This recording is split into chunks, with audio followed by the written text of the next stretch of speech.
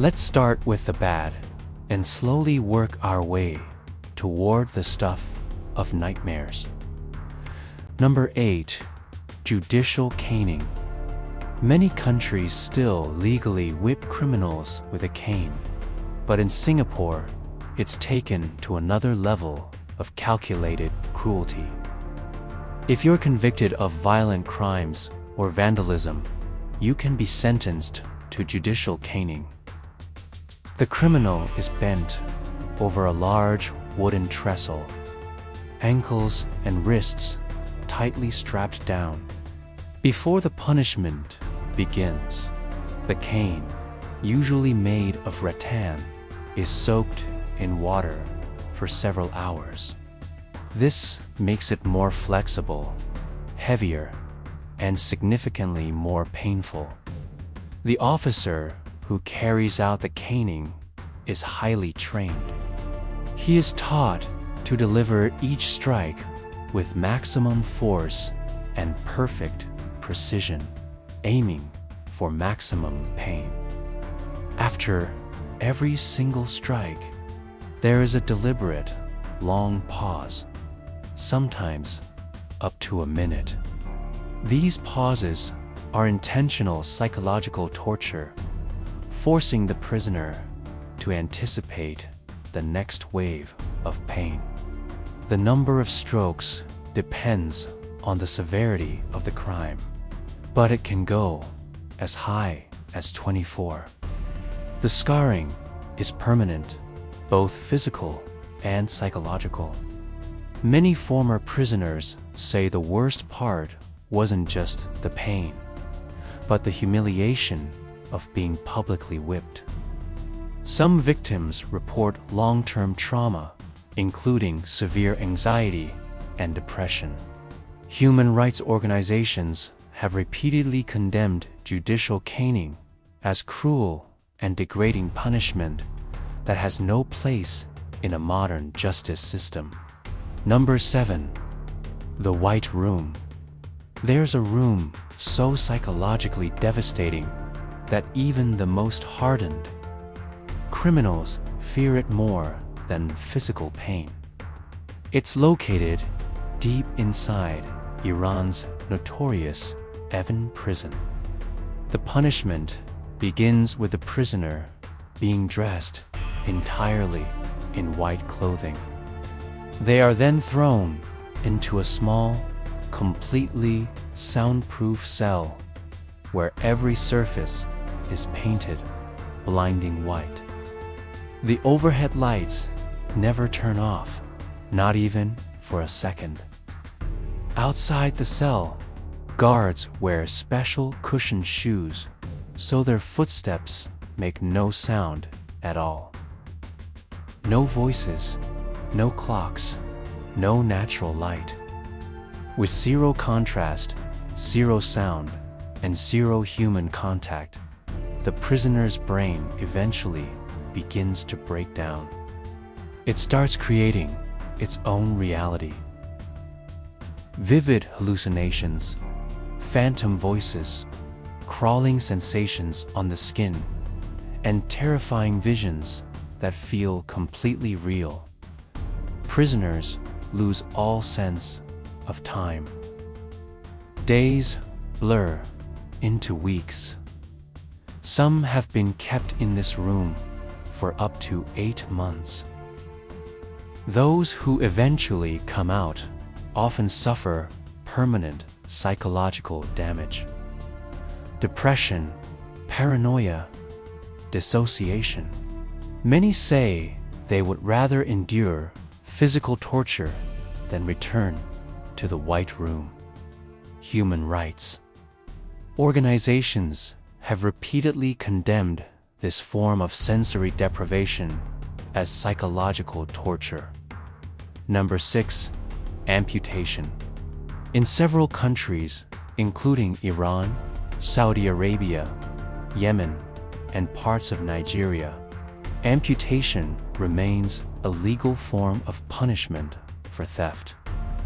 A practice rooted in ancient Islamic law, but still enforced in the 21st century.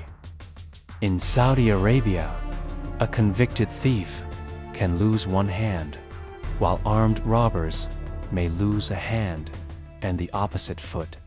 In Iran, judges sometimes show mercy by amputating only the fingers of the right hand. The procedure uses a small guillotine-style machine.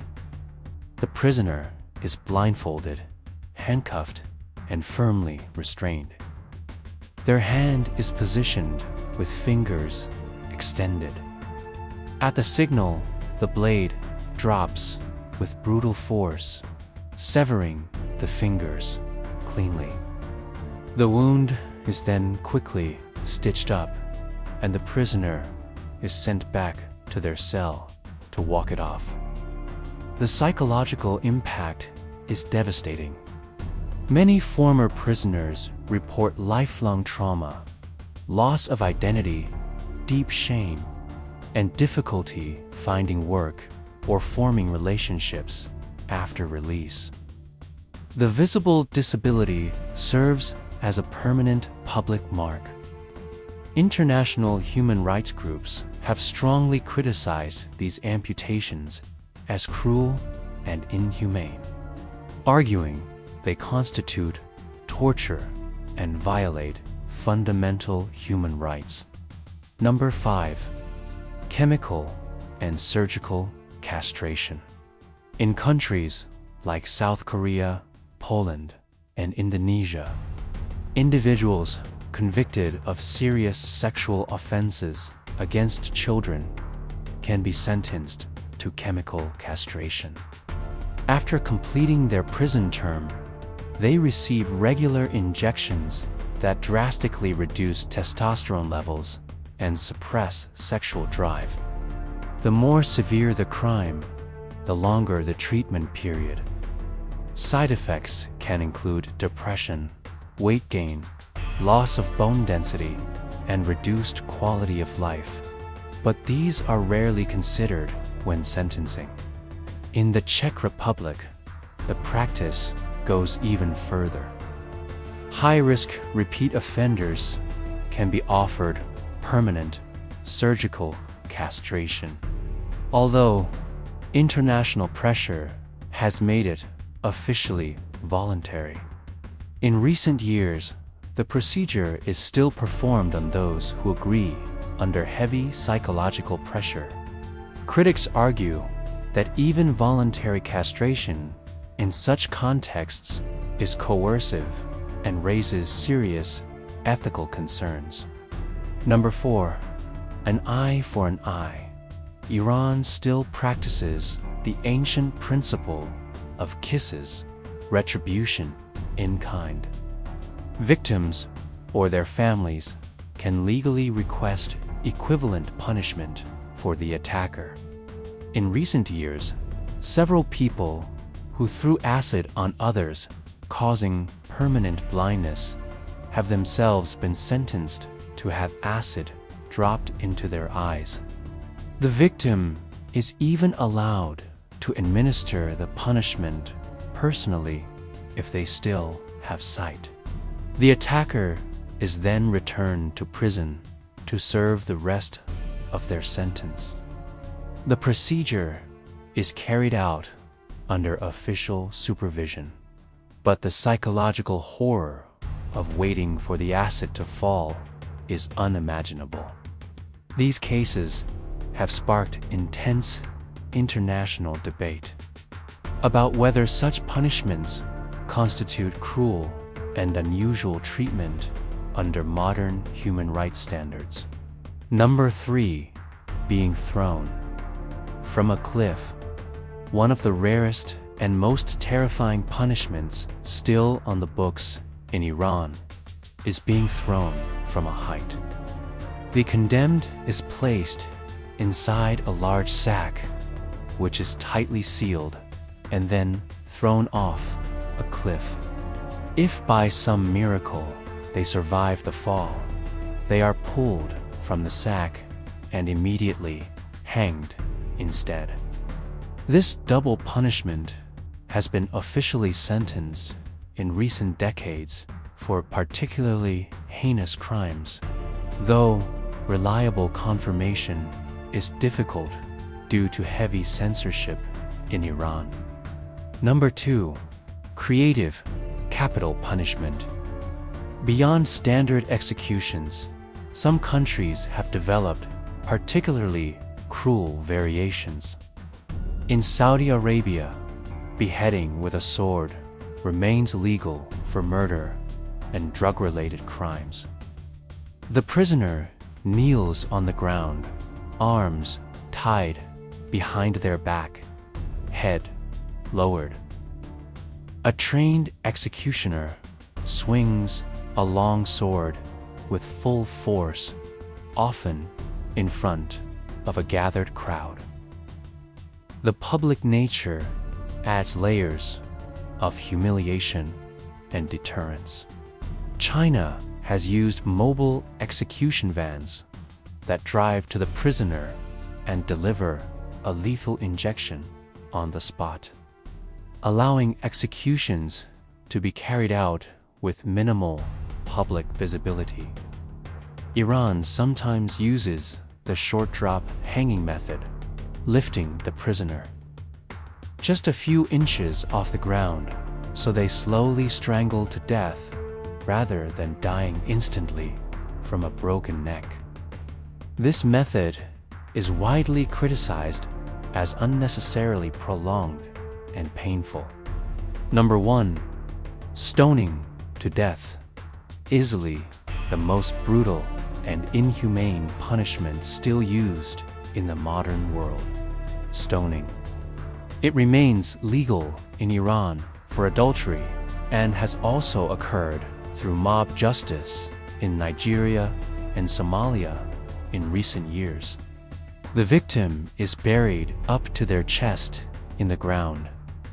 In some cases, if the condemned can miraculously free themselves from the hole after confessing, they may technically be spared.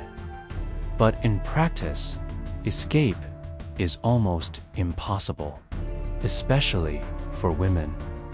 The public and often televised nature of these executions adds another layer of cruelty and humiliation.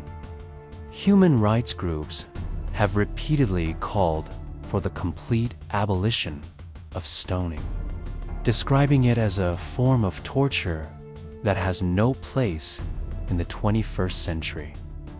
These are some of the most barbaric, archaic, and terrifying punishments still carried out or recently practiced in our so-called modern world. Some are officially legal, some are mob justice. All of them reveal how thin the line between justice and pure cruelty can be. In an age of advanced technology, international human rights declarations, and growing global awareness, it's sobering to realize that in many parts of the world, the darkest chapters of human punishment are far from over.